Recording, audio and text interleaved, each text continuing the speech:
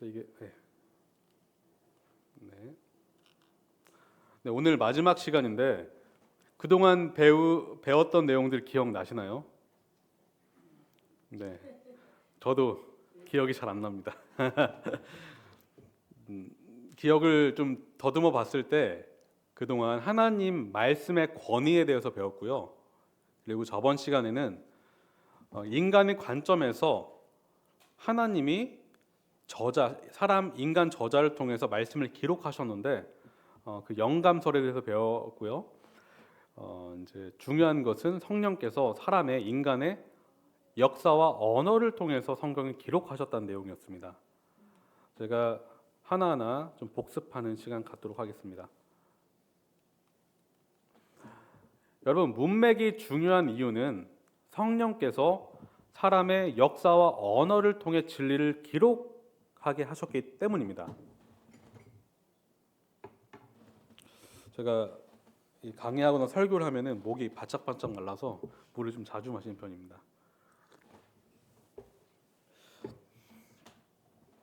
그래서 이 역사와 언어를 배제하면은 어떻게 될까요? 성경을 제대로 해석할 수 없다라는 뜻입니다. 우리가 역사와 언어를 물론 전문가처럼 역사 학사처럼 알아야 된다는 건 아니지만 성경을 이해하기 위해서는 역사와 언어를 어느 정도는 알고 있어야 이 성경의 문맥을 제대로 파악할 수 있고 성경의 뜻을 제대로 파악할 수 있다라는 것입니다. 네, 그리고 이 PPT 자료는 제가 내일 밴드를 통해서 올려드릴 거니까요. 너무 세세하게 다 적으실 필요 없고요. 제가 설명드리는 거 잘 들으시면 좋을 것 같습니다. 네, 이게 오늘 문맥. 그래서 오늘 이 두 가지 문맥이 계속 나오거든요. 기억하셨으면 좋겠어요. 외부적 문맥은 제가 저번 주에 역사적 문맥이라고 말씀드렸습니다. 성경 내에 있는 문맥이 아니라 외적으로 역사적으로 저희가 알아야 될 문맥인데 바로 그것이 외부적 문맥, 역사적 문맥이라고 말씀드렸고요. 내부적 문맥은 성경 안에 적힌 글이라고 볼 수 있습니다. 그래서 제가 요한복음 3장 16절까지 말씀드렸죠. 요한복음 3장 16절을 이해하기 위해서는 3장 16절만 이해하는 것이 아니라 3장 먼저는 근접 문맥 15절, 17절 앞뒤 그 근접 문맥들을 점점 넓혀가면서 이해를 하셔야 되고 더 나아가서는 원격 문맥 3장, 2장, 1장 요한복음 전체 요한이 쓴 서신서 요한 1서, 2서, 3서 이런 식으로 넓혀가는 것입니다. 그리고 신약을 알고 구약을 알고 성경 전체를 이해를 하고 있으면 그릇된 해석을 할 수가 없다라는 것입니다. 네, 그것이 바로 원격 문맥이었습니다. 여러분 이 단어를 잘 기억해 주세요. 제가 세 가지 해석법을 말씀드렸어요. 영적 해석, 문자주의적 해석, 문자적 해석. 여러분 영적 해석이라고 했을 때 되게 심오해 보이고 깊어 보이잖아요. 그런데 이 영적 해석은 위험한 해석이라고 말씀드렸습니다. 이 영적 해석은 플라톤의 이원론적인 그런 사상을 근거한 것이요. 플라톤은 이런 주장을 했습니다. 육은 악하고 영은 선하다. 그러니까 영적인 것만 선하다는 것이에요. 이것이 바로 영지주의, 오늘날 구원파의 시초라고 할 수 있는 영지주의 사상의 이제 근거가 됐는데 뭐냐면 우리가 육신으로 하는 모든 것은 선하지 않다라는 것이에요. 그러니까 이원론적으로 나누는 것이죠. 그러니까 우리가 몸으로 하는 모든 것은 그러니까 죄가 될 수 없다라는 그런 사상이 됩니다. 그것은 죄가 의미가 없어져 버리는 것이죠. 우리가 뭘 하든지 죄를 짓는 것이 아니다. 그것이 바로 플라톤 사상을 근거한 그런 건데요. 이게 뭐냐면 영적이고 신비로운 깊은 의미를 찾아내는 것이 중요하다라고 해서 의미를 재창조합니다. 다시 말해서 단어가 가지고 있는 본래 뜻이 아니라 거기에 심오한 의미를 첨가해서 의미를 재창출하는 것입니다. 그러니까 처음 들어본 해석인데 하는 것이 보통은 영적 해석이에요. 이 목사님 대단해. 한 번도 들어본 적이 없는 해석이야. 하면은 영적 해석에 가깝습니다. 조심하셔야 돼요. 문자주의적 해석은 뭐라겠죠? 문맥 없이 한 구절을 딱 떼어서 그 구절만 가지고 해석하는 건데 의미가 이어지지 않습니다. 그러니까 문자 그대로만 해석하는 것이에요. 이것이 성경적인 해석이라고 볼 수 있지만 이것도 성경적인 것이 아닙니다. 왜냐? 의미가 고립되기 때문입니다. 연결성이 없습니다. 세 번째, 저희가 추구하고자 하는 건강한 해석은 문자적, 문맥적 해석입니다. 이것은 성경 안에 있는 하나님의 뜻, 의도를 발견해내는 작업을 하는 것입니다. 오늘 이 문맥적, 문자적 해석을 실제적으로 어떻게 하는지를 보여드리겠습니다. 네 가지 핵심 원리를 기억하셨으면 좋겠는데요. 우리 같이 한번 읽어볼까요? 1번 시작. 성경은 서로 모순되지 않는다. 여러분 동의하십니까? 성경은 서로 모순되지 않습니다. 제가 누누이 강조해서 말씀드리지만 여러분이 읽은 말씀, 어제 읽으신 말씀과 오늘 묵상하신 말씀이 서로 의미가 상충된다면 그것은 올바로 해석한 것이 아니라고 말씀드렸습니다. 성령님은 결코 모순된 의미를 우리에게 주시지 않으셨습니다. 성령님은 우리로 이 말씀을 깨달을 때 헷갈리게 만들게 하기 위해서 성경을 주신 것이 아니라 올바로 이해해서 주를 섬기고 성도들을 사랑하게 하기 위해서 성경을 주셨습니다. 그러니까 모순된 말씀을 주실 수가 없다라는 것입니다. 두 번째 한번 읽어볼까요? 시작. 성경이 성경을 해석한다. 이것은 성경 학자들이 가장 중요하게 여기는 원리입니다. 여러분, 성경을 통해서 교리가 나왔습니다. 우리 성침의 신조가 있죠. 교리가 있습니다. 질문해 볼게요. 성침의 신조가 먼저일까요? 성경이 먼저일까요? 그러면 신학적인 어떤 교리가 있습니다. 저는 이제 칼빈주의도 배우고 알미니안주의도 배우고 여러 가지 이제 신학적인 것들을 배웠는데 그런 신학이 건강하다라고 해서 성경을 앞설 수 있을까요? 없을까요? 없습니다. 절대 없습니다. 우리의 기준은 성경이어야 됩니다. 우리의 권위는 성경이어야 합니다. 그러니까 먼저 우리가 해석해야 할 것은 어떤 신학적인 렌즈가 아니라 성경이 성경을 해석하게 해야만이 확신을 가지고 신앙생활을 할 수 있습니다. 그렇게 됐을 때 어떠한 교리든지 성경의 기준으로 분별할 수 있는 것입니다. 그리고 또한 이단적인 어떤 말을 하는 어떤 분들에게 있어서 그 말을 분별할 수 있는 힘도 바로 성경이 성경을 해석하는 훈련을 했을 때 그 말을 분별할 수 있는 것입니다. 네, 세 번째입니다. 시작. 문맥적, 역사와 언어로 해석한다. 네, 문맥적으로 해석했을 때 성경을 잘 해석할 수 있습니다. 중요한데요. 네 번째 시작. 해석과 전혀 다른 새로운 해석은 피한다. 제가 말씀드렸지만 유튜브에 위험한 설교자들이 많다라고 말씀드렸죠. 딱 들었을 때 정말 처음 듣는 해석이에요. 근데 너무 솔깃하고 감동도 있습니다. 그런데 처음 듣는 해석이에요. 그러면 여러분 조심하셔야 될까요? 아니면 그대로 받아들이셔야 할까요? 네, 일단은 조심하십시오. 네. 여러분이 처음 들어본 해석은 좀 조심하셔야 됩니다. 네, 그런 해석은 여러분 해 아래 새로울 것이 없거든요. 네, 조심하셔야 합니다. 이제부터 이제 시작인데요. 마태복음 5장 29절에서 30절입니다. 이 구절을 어떻게 해석해야 건강하게 해석할 수 있는지 한번 볼게요. 같이 한번 읽어볼까요? 시작.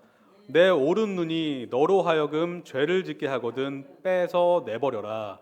신체의 한 부분을 잃는 것이 온몸이 지옥에 던져지는 것보다 더 낫다. 또 내 오른손이 너로 하여금 죄를 짓게 하거든 내버려라. 신체의 한 부분을 잃는 것이 온몸이 지옥에 던져지는 것보다 더 낫다. 여러분, 문자주의적으로 해석하면 어떻게 해야 될까요? 네, 이대로 해야 돼요. 성경적으로 하려면 이렇게 해야 됩니다. 오른눈을 빼야 돼요. 오른손을 찍어 내버려야 합니다. 그러면 눈과 손이 죄를 짓게 하면 찍어 내버리고 빼버려야 되는데, 여러분 얼마나 찍어 내버려야 됩니까? 얼마나 빼야 돼요? 남는 게 없습니다. 남는 게 없어요. 지금 예수님이 하신 말씀이에요. 예수님이 직접 하셨거든요. 그럼 예수님이 여러분에게 찍어 내버리라고 말씀하신 것일까요? 빼버리라고 말씀하신 것일까요? 일단은 그런 말씀은 아닌 것 같죠. 근데 여러분, 문자주의적 해석법을 받아들인 사람들은 이 말씀을 어떻게 해석할까요? 진짜 찍어 내버려야 하나 고민을 합니다. 왜냐? 그 해석법이 이미 머리에 들어와 있기 때문에, 그것이 성경적이라고 믿기 때문에, 여러분 성경적이라고 믿기 때문에 그 해석법의 근거에서 그런 행동을 하게 되는 것입니다. 실제로 그렇게 한 사람이 있습니다. 있어요, 실제로.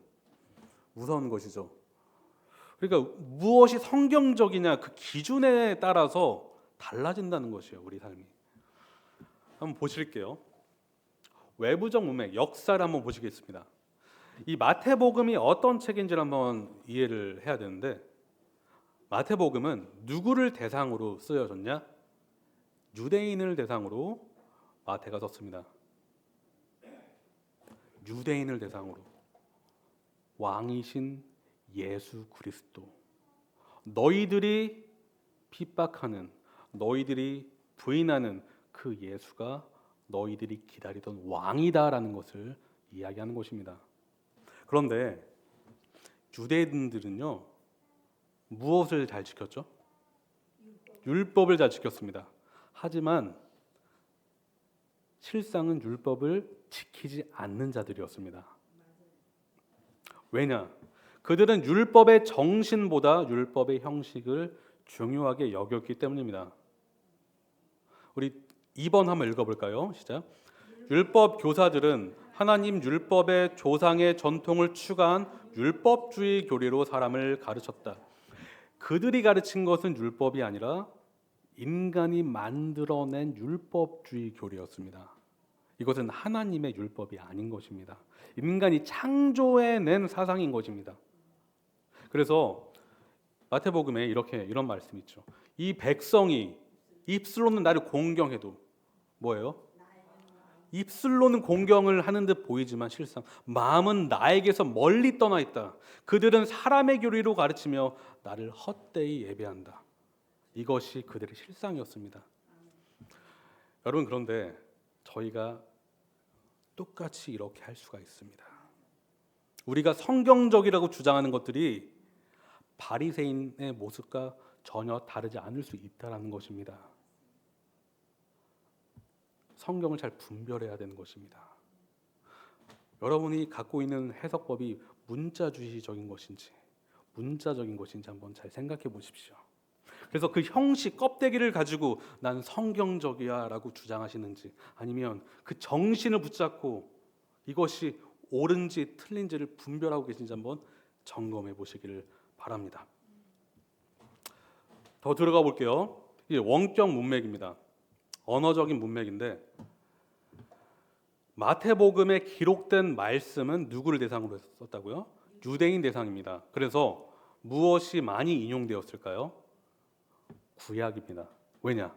유대인들은 구약을 꿰뚫고 있죠. 그러니까 구약을 통해서 반증을 하면서 어떻게 해요? 이 메시아가 예수이다라는 것을 가르치는 것입니다. 그래서 그들이 읽어왔던 구약을 통해서 예수 그리스도를 드러내고 있습니다. 또한 율법에 대한 이해를 잘 하고 있는 자들에게 율법이 진짜 무엇인지를 다시 가르치고 있습니다. 또한 마태복음 5장부터 7장은 어떤 설교입니까, 여러분? 산상순, 산상설교, 산상보훈이라고 하는데 지구상에서 가장 위대한 설교가 5장에서 7장입니다. 저는 나중에 이제 수요 예배 때 제가 산상설교를 하려고 해요. 네, 제가 과거에 연구를 계속 해왔던 본문이기도 하고 책도 냈고요. 그래서 제가 이 교회에서 한번 이 설교를 다시 한번 해보려고 하는데, 여러분 산상순의 핵심은 이것이에요. 5장 3절에 보면 딱 나와 있는데 심령이 가난한 자가 복이 있나니, 네, 개역개정으로 외워서 개역개정을 하겠습니다. 심령이 가난한 자가 복이 있나니 천국이 그들의 것이며. 이것이 산상순의 핵심이에요, 여러분. 형식주의를 따랐던 그들에게 마음이 바뀌어야 너희의 외면이 바뀐다라고 말씀하시는 것입니다. 형식주의를 외쳤던 그들에게 천국은 지켜서 쟁취하는 것이 아니라 주 앞에 엎드려야 주어지는 것이다 라고 말씀하십니다. 교만한 심령으로 천국을 얻을 수 있는 것이 아니라 주 앞에 엎드리는 가난한 심령만이 주께서 천국을 은혜의 선물로 주신다라고 하십니다. 그것이 산상수훈의 핵심이에요. 그 가운데서 지금 마태복음 5장 29절 30절을 하신다는 것을 기억하십시오.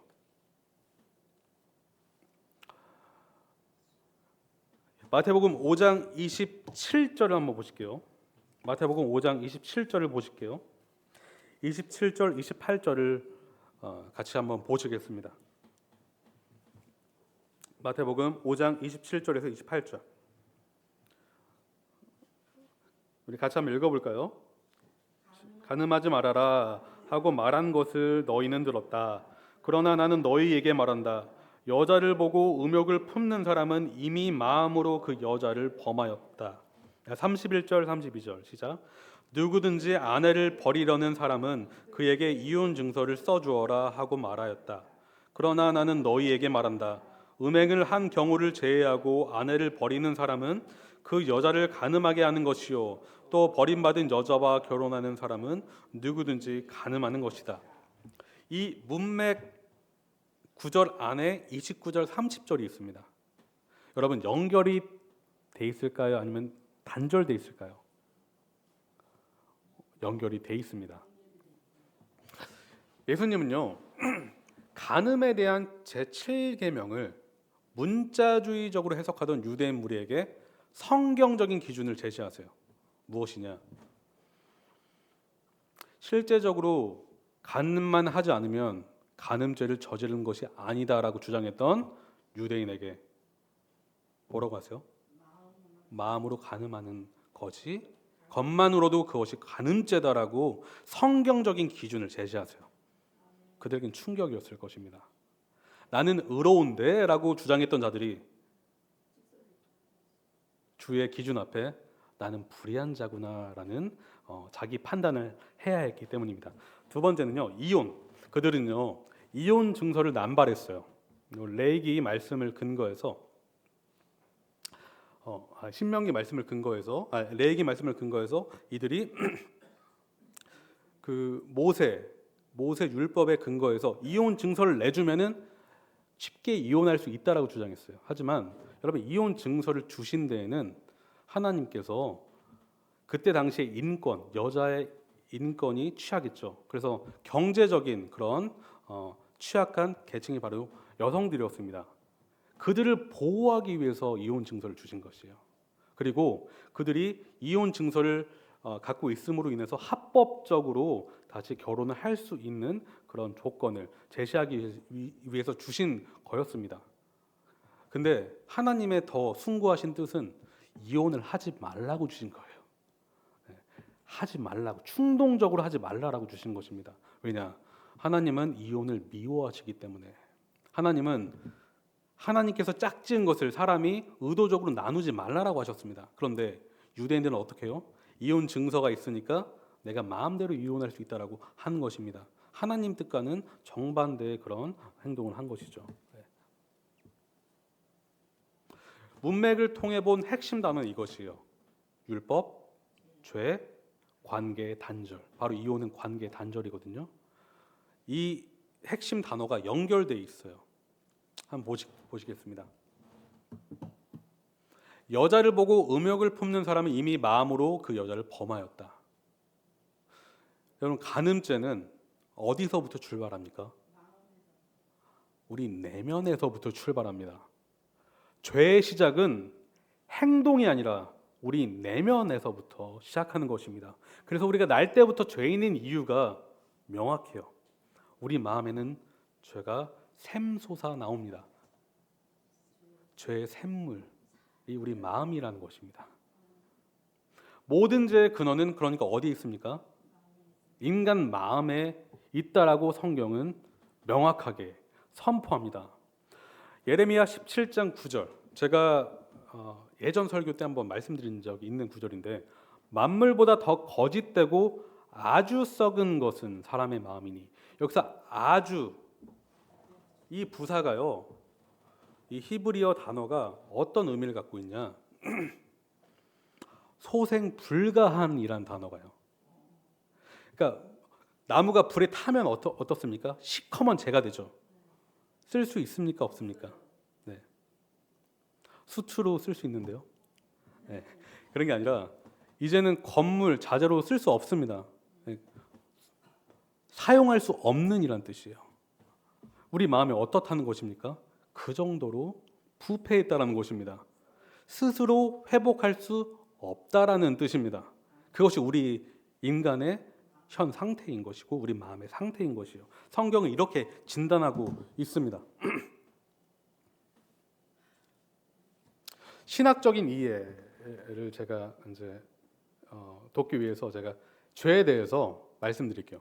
죄의 세 가지 특징을 여러분 기억하시면 죄가 이런 것이구나. 우리 다른 사람들한테 이렇게 말씀하시고 가르칠 수도 있습니다. 죄는 반역적이고 왜곡적이며 자기 중심적입니다. 이것이 죄의 특징인데 여기 안에 다 들어가 있어요. 반역적이고 왜곡적이며 자기 중심적이다. 반역적이다. 우리 성경 9절 읽어보겠습니다. 시작. 내 악이 너를 징계하겠고 내 반역이 너를 책망할 것이라. 우리는 날 때부터 하나님의 자녀로 태어나는 것이 아니라 불순종의 자녀로 태어납니다. 그래서 하나님 뜻이 아니라 내 뜻대로 살기로 하네요. 하나님 뜻과는 정반대의 길로 가는 것이 우리 인간됨인데 왜 그러냐? 죄가 반역적이기 때문입니다. 그 말은 반역적이라는 것은 왕의 자리를 차지하기 위해서 혈안이 되어 있다는 것이요. 왜냐? 누가 왕입니까? 누가 왕이니까 왕의 자리를 차지하려고요? 내가 왕이기 때문에. 그것이 바로 죄의 특징입니다. 두 번째, 왜곡적. 사람들은 하나님의 진리를 거짓으로 바꾸고 창조주 대신에 피조물을 숭배하고 섬겼습니다. 사람이 왜 우상을 숭배할까요? 왜 우상을 숭배하는지 아십니까? 왜곡된 마음을 가지고 있기 때문입니다. 그래서 하나님의 그 왕권을 다른 왕으로 채워넣습니다. 항상 하나님을 섬기지 않는 사람은 항상 그 왕의 자리에 우상이 있습니다. 왜냐? 왜곡적이기 때문에. 항상 그릇된 해석을 하기 때문에. 그래서 하나님만 아니면 되는 것입니다. 세 번째, 이제 이것이 종합적인데 자기 중심적. 우리는 자기 사랑을 실천하는 자들입니다. 네, 오늘 말씀이 좀 무겁나요? 네, 같이 한번 읽어볼까요? 시작.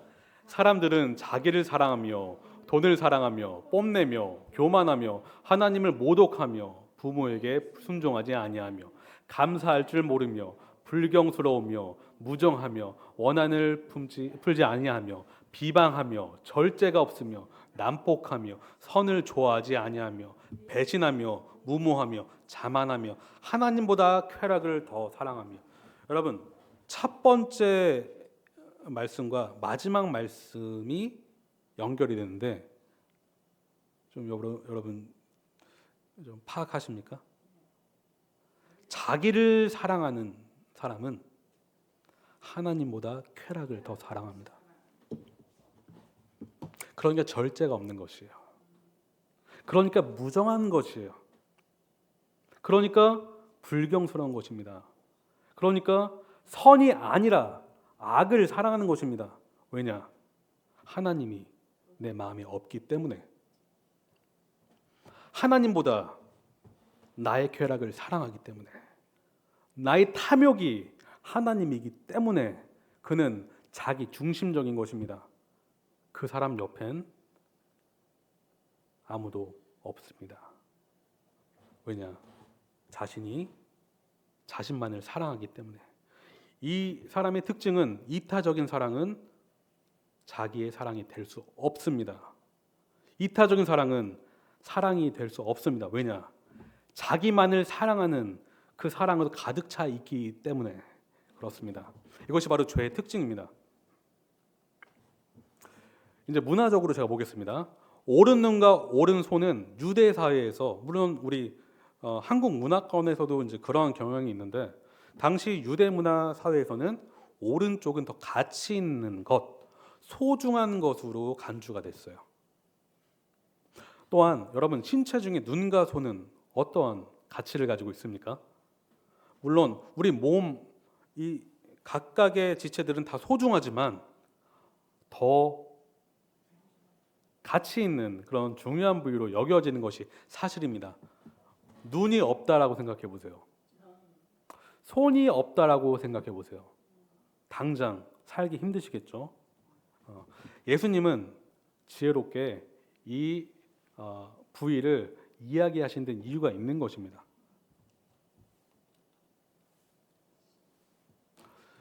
이제 더 가보겠습니다. 죄를 짓게 하거든, 실족하게 하거든 빼서 내버리라. 이제 개역개정에 실족이라는 단어를 썼는데, 실족이 뭐예요? 걸려 넘어지게 만들어서 결국은 뭐가 됐냐? 손해를 입히는 것입니다. 손해를 입어요. 뭔가를 잃어버리게 만드는 것입니다. 죄악에 빠지게 만들어 무엇이냐고요? 하나님과의 관계의 문제를 만들어내는 것이 죄예요. 죄의 특징은 궁극적으로는 누구와 멀어지게 하는 것이에요? 하나님과 멀어지게 만드는 것이 죄의 특징이에요. 그래서 사탄은 하와에게 거짓말했잖아요. 그 궁극적인 목적이 뭐였는지 아십니까? 하나님과 떨어지게 만들게 하는 것이 목적이었어요. 그러니까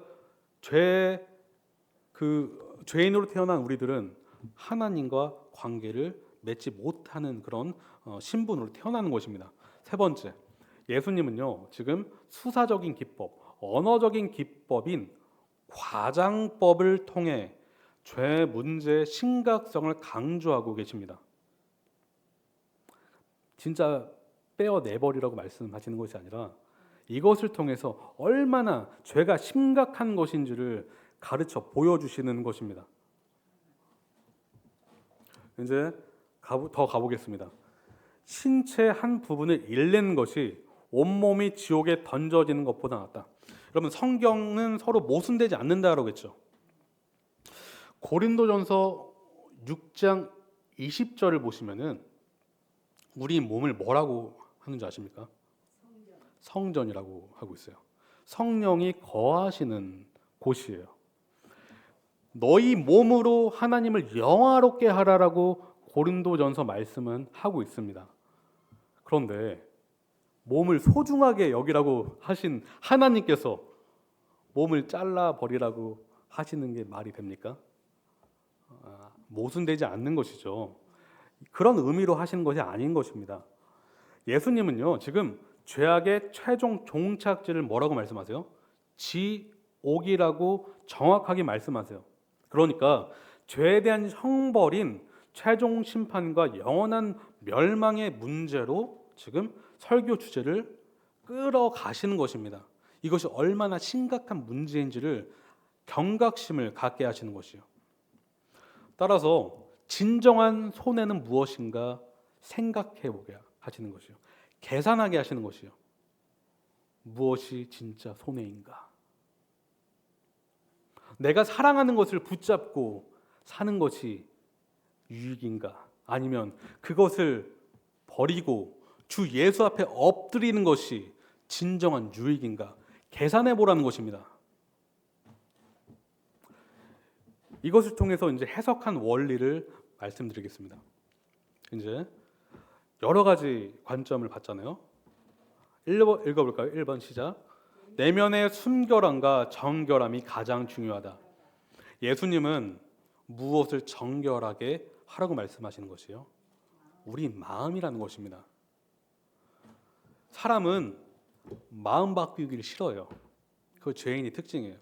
그래서 우리 자신을 무언가로 포장합니다. 바리새인들이 그랬죠. 나 신학 교수야. 나 목사야. 나 집사야. 나 찬양 단원이야. 이런 걸로 포장하라고 한다는 것입니다. 여러분, 그것은 주를 믿는 백성이 주를 사랑하기 때문에 주님께 드리는 찬양이자 봉사인 것입니다. 그것은 따라오는 것이에요. 그것으로 구원 얻는 것이 아닌 것입니다. 주님은 먼저 우리 내면을 바꾸기를 원하세요. 통회하기를 원하십니다. 죄에서 돌이켜서 주 앞에 엎드리기를 원하십니다. 그때 진짜 변화가 시작된다는 것입니다. 스스로 내면을 정결케 할 수 없음을 인정하고 나의 무능력을 인정하고 통회하는 마음으로 은혜의 주인께 엎드려 용서를 구하는 것, 이것이 마태복음 산상수훈의 핵심 내용이에요. 그 가운데 지금 이 원리를 말씀하시는 것입니다. 세 번째, 같이 한번 읽어볼까요? 시작. 죄를 제거하기 위해 거룩하신 예수님과 친밀한 관계를 맺기 위해 단호한 결단을 내려야 하며 이를 위해 큰 대가를 치를 각오를 해야 한다. 눈을 뽑아버릴 그런 각오를 하셔야 됩니다. 손을 찍어 내버릴 만큼의 각오를 하셔야 돼요. 왜냐? 죄에서 돌이키는 게 쉽습니까, 여러분? 네, 저 누워서 할 수 있습니다. 오늘 밥 먹으면서도 쉽게 하던 걸요. 여러분, 죄는 쉽게 우리에게서 제거되는 것이 아니에요. 결단을 하셔야 됩니다. 하나님을 의지하는 마음 안에서 주님 도와주시옵소서, 그 마음으로 기도하는 가운데 진짜 우리가 노력을 해야 되는 것입니다. 어떻게요? 큰 각오, 큰 결심을 하셔야 된다라는 것입니다. 근데 재밌는 것은 우리가 그 각오를 하고 한 발짝 내딛었을 때 누가 함께 하실까요? 하나님께서 함께 하십니다. 이것이 영적 역사인 것이에요. 순종을 했을 때 주님은 우리와 함께 하시며 우리를 도와주세요. 그러니까 결국 우리가 하는 것이지만 누가 하시는 것이요? 하나님이 하시는 것이요. 이게 우리가 이해할 수 없는 신비인 것이죠. 네 번째, 사람에게 영생과 거룩한 삶, 성화보다 더 가치 있는 일은 없다라는 것입니다. 이거보다 더 소중한 가치 있는 일이 있습니까? 없어요. 여러분, 하지만 사람들은 이것만을 피해서 살아가요. 이것만을 피해서 정말 하나님이 원하지 않는 삶으로 다른 박질합니다. 하지만 우리에게 구원과 성화보다, 영화보다 더 중요한 일은 없다라는 것입니다. 예수님이 그걸 우리에게 말씀해 주세요. 하지만 원리만 가지고는 안 돼요. 여러분, 우리 삶에 적용해야겠죠. 여러분, 원리는요 이렇게 뽑아낼 수 있는데 적용은 이 원리를 가지고 다양하게 적용할 수 있습니다. 적용이 하나라고 하는 것은 틀린 것이에요. 적용은 사람마다 다 다르고 처한 상황마다 다 다르기 때문에 이 원리를 여러분 지혜롭게 적용하시길 바랍니다. 제가 한번 예시를 들은 것이에요. 저는 이 1번을 항상 하려고는 노력합니다. 못할 때도 있지만 날마다 저 자신에게 먼저 복음을 전하려고 합니다. 왜냐? 제가 먼저 복음을 알아야, 제가 복음으로 다시 감격을 얻어야, 복음으로 말미암아 회개해야 제가 다른 사람에게 복음을 전할 수 있기 때문입니다. 두 번째요. 내면을 아름답게 가꾸기 위해 성경 보는 것, 기도하는 것, 영적으로 교제하는 것을 힘쓰는 것. 저는 세 가지를 균형 있게 하려고 나름 하고 있습니다. 세 번째, 죄를 짓도록 유혹하는 요소들을 삶에서 제거하기, 떠나기. 이건 여러 가지가 될 수 있겠죠. 네. 이렇게 적용을 함으로 인해서 하나님의 말씀을 살아내려고 합니다. 네, 이제 마지막 말씀인데 우리 같이 한번 읽어볼까요? 나에게 능력을 주시는 분 안에서 나는 모든 것을 할 수 있습니다. 너무 가슴 뛰는 말씀이죠. 우리 수능 때만 되면 나에게 능력을 주시는 분 안에서 나는 모든 것을 할 수 있으니 제 아들이 제발 능력을 힘입어서 좋은 대학 가게 해주시옵소서. 제가 직장을 붙어야 되는데 주님 능력을 주셔서 인터뷰 잘 보게 하여 주시옵소서. 여러분, 그렇게 적용하는 것이 틀린 건 아닙니다. 하지만 이 말씀의 뜻, 하나님의 의도를 먼저 정확히 알고 나서 그 다음에 적용을 하면 더 좋겠죠. 우리가 얼핏 이렇게 생각할 수 있어요. 하나님께서 내가 원하는 모든 일이 가능하도록 능력을 부어주신다는 말씀일까? 아니면 바울은 하나님을 통해 내가 원하는 소원을 이루라고 격려하는 것인가? 일단 질문을 해볼 수 있죠. 보시겠습니다.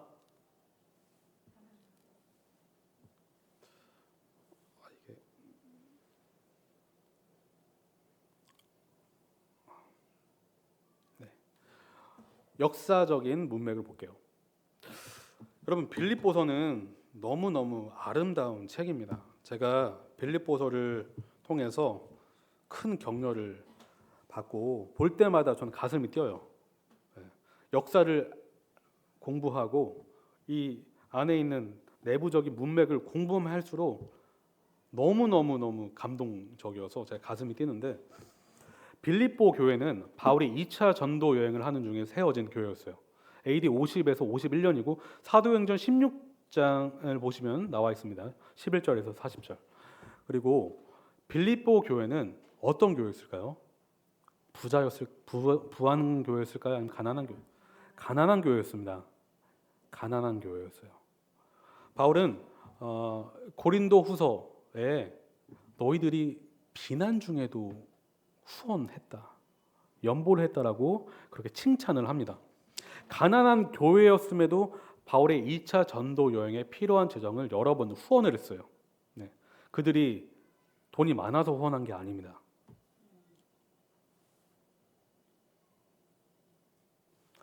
세 번째, 바울은 지금 어떤 상태에 있냐? 빌립보서를 썼을 당시의 바울의 상태는 가택 연금 상태. 그가 죽기 전에는 진짜 로마 감옥에 갇혔거든요. 이때는 로마 감옥은 아니었고요.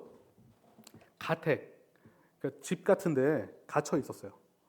하지만 그는 자유를 박탈당한 상태인 건 맞죠. 이게 바로 옥중서신 중에 하나인데, 옥중서신이라고 하면 이런 거예요. 빌립보서, 에베소서, 골로새서, 빌레몬서, 이 네 가지가 이 당시에 쓰여진 서신서입니다. 빌립보서 1장 7절 한번 보실게요. 빌립보서 1장 7절.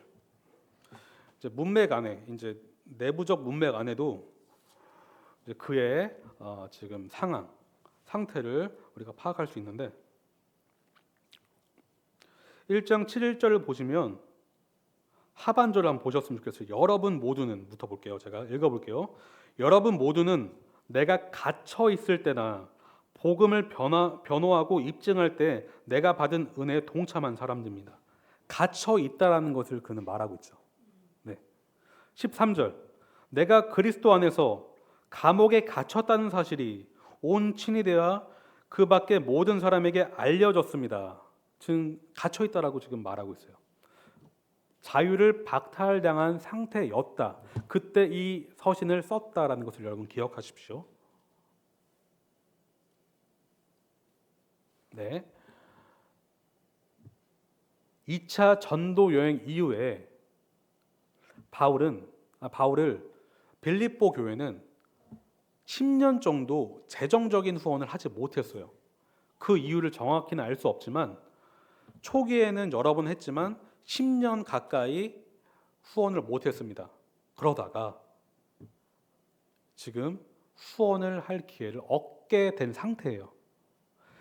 그 가운데 지금 빌립보서를 바울이 쓴 것입니다. 4장 10절에 이렇게 말하고 있어요. 사실 여러분은 나를 항상 생각하고 있었지만 그것을 나타낼 기회가 없었던 것입니다. 바로 후원을 못했다가 지금 할 기회를 얻었다라는 것을 지금 말하고 있는 것입니다.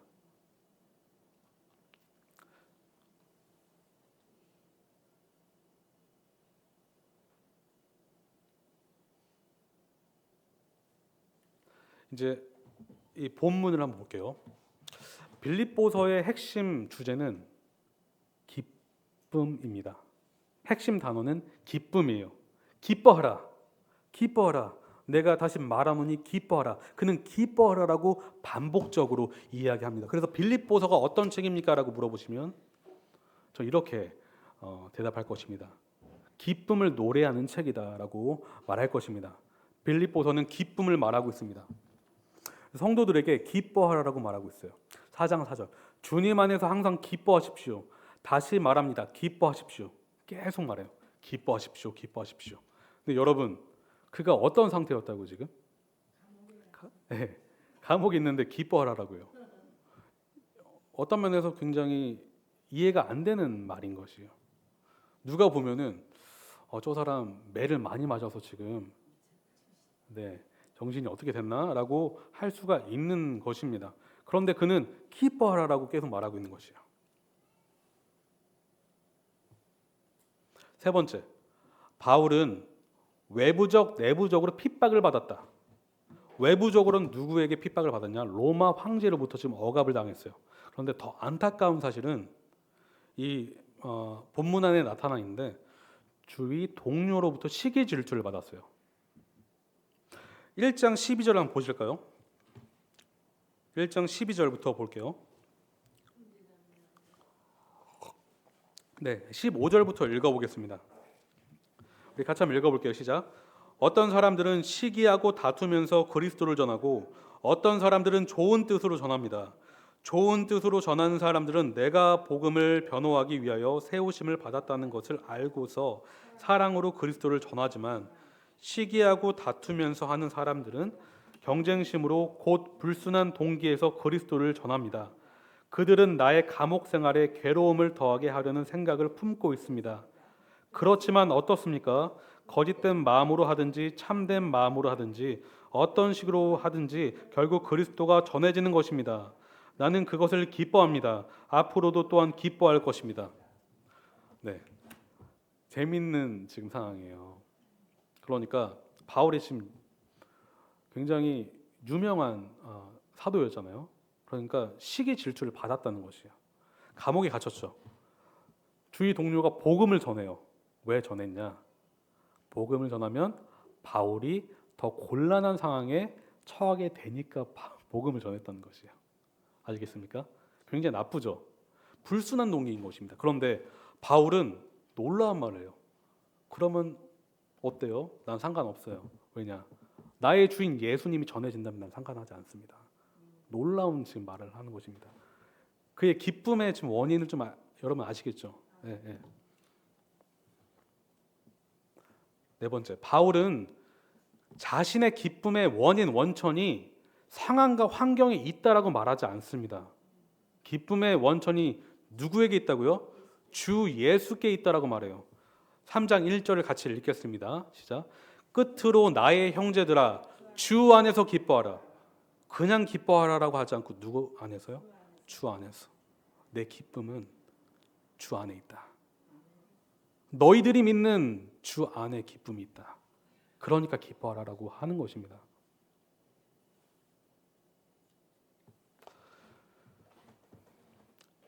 바울은 이제 4장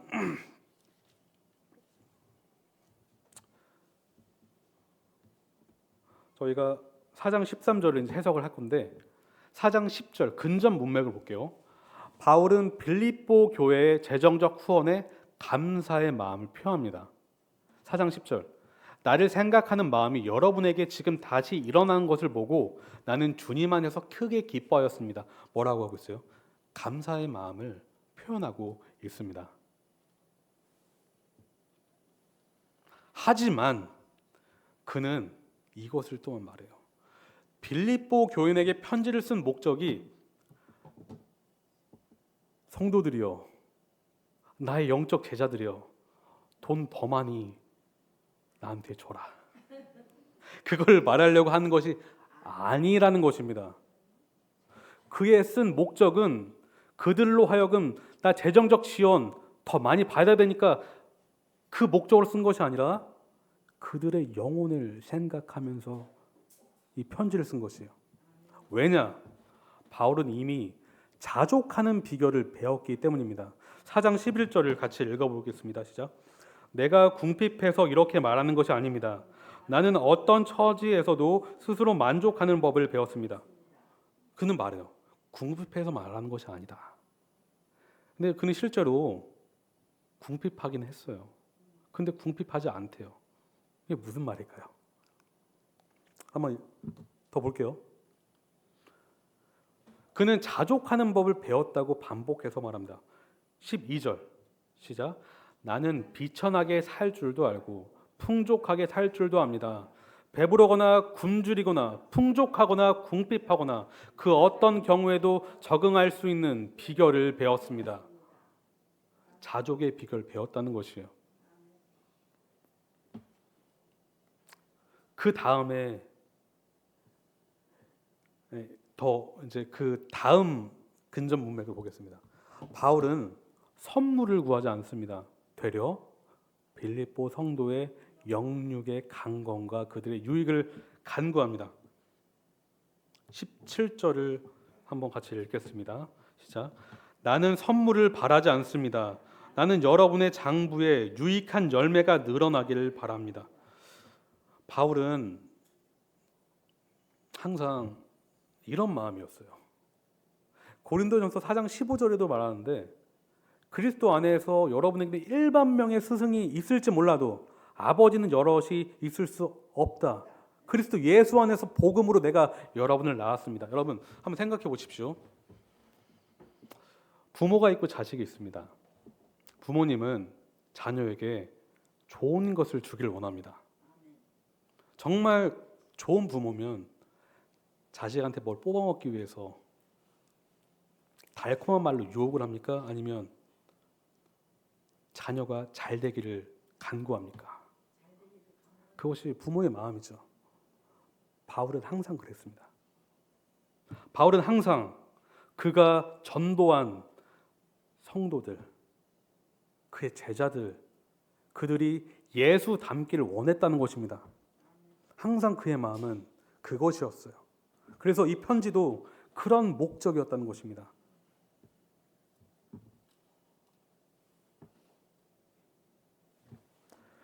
여러분 이제 해석을 해볼게요. 나에게 능력을 주시는 분 안에서 나는 모든 것을 할 수 있습니다. 그러면 여러분 나에게 능력을 주시는 분은 누구실까요? 더 정확히요, 여기서 예수님입니다.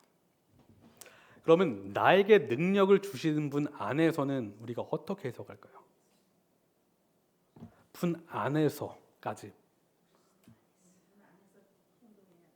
나의 능력은 누구로부터 나온다고요?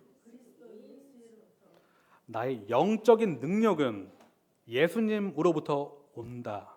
바울은 예수 그리스도 안에서라는 표현을 항상 하는데요. 그의 신학의 핵심은 예수 안에서예요. 기억하셨으면 좋겠어요. 예수 안에 모든 영적 지혜와 힘이 예수 안에 있다. 여기서 모든 것, 그러면 내가 하고 싶은 모든 것일까요? 아니면 무엇일까요? 이 모든 것은 문맥적으로 봤을 때 나의 삶을 둘러싼 모든 상황과 환경입니다.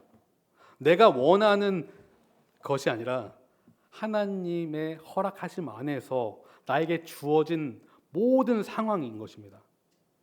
할 수 있느니라. 내가 원하는 소원을 이뤄낼 수 있다라는 것이 아니라 모든 상황을 인내하며 자족할 수 있다라는 것입니다. 네. 원리를 하나하나 볼게요. 진짜 믿는 성도는 어떠한 상황 속에서도 어떻게 해요? 기뻐할 수 있다. 여러분, 진짜 어떤 상황 속에서도 기뻐하실 수 있으시겠습니까? 진짜로요. 여러분이 원치 않는 상황이 닥쳤는데도요? 아멘. 정말 싫은 상황이 여러분을 엄습했는데도 아멘 하시겠습니까? 기뻐하시겠습니까? 기뻐하라. 내가 다시 말하니 기뻐하라. 기뻐하시겠습니까?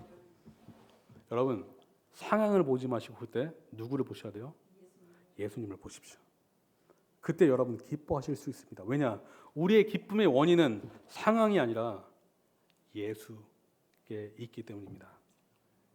신자는 어떠한 상황 속에서도 자족할 수 있다. 여러분, 만족하실 수 있겠어요? 예를 들어 이번 한 주, 한 달 재정적으로 너무너무 힘듭니다. 그런데 자족하실 수 있겠어요? 네. 물론 저도 자신 있게 자족할 수 있습니다라고 말 못하겠습니다. 인간이기 때문에. 네. 힘들죠. 힘듭니다. 그럼에도 불구하고 우리 성도는 그럼에도 불구하고 있어야 돼요. 왜냐? 예수 그리스도를 믿기 때문에. 우리의 자족의 원인은 돈이 아니라 상황이 아니라 예수 그리스도이기 때문에. 세 번째 한번 읽어보겠습니다. 시작. 그리스도 안에 있는 구원받은 백성은 모든 상황을 통해 자족하는 비결을 배울 수 있다. 이게 중요해요. 자족은 순간적으로 얻어지는 것이 아니라 배우는 것입니다. 바울은 그의 전 인생을 통해서 훈련했습니다. 여러분, 훈련이 쉽습니까? 어렵죠. 저도 음악했을 때 연습실에서 5시간, 6시간 안에 들어가서 연습하는데 너무 힘들었습니다. 그걸 매일 해야 돼요, 매일. 근데 나중 되니까 좀 쉬워지더라고요. 네. 왜냐? 내게 되니까. 자족이 내게 돼야 되는 것입니다. 내게 되려면 연마해야 돼요. 연마하지 않는 지식은 내 것이 아닙니다, 여러분. 자족은 내 것이 돼야 돼요. 어떻게요? 삶이라는 훈련의 장을 통해서 그리스도 예수를 붙잡고 그분이 도와주신다는 믿음을 가지고 연습하는 것입니다. 이제 적용해 볼 건데 저는 3가지로 이제 한번 정해봤어요. 기억하기, 전환하기, 찬양하기인데 여러분 다시 한번 말씀드리지만 삶에 적용하는 것은 여러분이 자유롭게 하실 수 있습니다. 그런데 하지만 말씀의 근거로 하셨으면 좋겠어요. 원리 기억하기. 저는 기억을 할 것입니다. 기쁨과 자족의 비결이 강민구 나 자신의 능력이나 상황에 있지 않고 복음의 주인 되시며 나의 주인 되신 예수께 있다는 사실을 기억하기. 저는 기억할 것입니다. 2번째, 생각 전환하기. 삶에 닥친 위기와 고난의 순간을 그저 절망이라고 생각하는 것이 아니라 되려 예수님을 의지하는 그런 법을 배울 수 있는 기회로 삼기. 저는 생각을 전환해서 이것을 나의 연습의 기회로 삼을 것입니다. 마지막, 범사의 하나님을 찬양하기. 제 구원 계획하신 아버지, 실행하신 예수님, 적용하신 성령님을 삼위일체, 성삼위일체 하나님을 저의 삶 속에서 찬양하겠습니다. 하도록 노력할 것입니다. 네, 여기까지 성경 해석 다 배우셨습니다. 네, 배우시니까 어떠세요? 좀 감이 조금은 오십니까? 아니면 아리송하십니까? 네, 앞으로 이건 한 번만 하는 것이 아니라 계속 해 나갈 것인데요. 전 너무 감사한 것은 우리 이충하 담임 목사님께서 이미 이 해석법을 통해서 설교를 하고 계십니다. 주일 말씀만 잘 들으셔도요, 이것을 적용하실 수 있어요. 배우실 수 있어요. 네. 그래서 여러분 성도님 한 분 한 분이요, 진짜 말씀으로 성화하는 삶을 사셨으면 좋겠습니다. 그래서 예수님을 높여드리는 우리 한 분 한 분 되셨으면 좋겠습니다. 다 같이 기도하시겠습니다. 사랑해 주님 감사합니다. 3주간 성경을 어떻게 해석할 것인지 배웠습니다. 주님, 어찌 우리가 완벽한 해석법을 알 수 있겠습니까? 하지만 우리는 건강한 해석법을 더 깊이 알기 원합니다. 또한 그것을 통해서 주 예수를 알고 아버지를 알며 성령님을 알기 원합니다. 주님의 뜻을 알아 저희가 주의 말씀에 순종하기를 원합니다. 주님 도와주시옵소서. 우리 주님의 교회 성도 한 분 한 분을 이끌어 주시옵소서. 예수님의 이름으로 기도합니다. 아멘.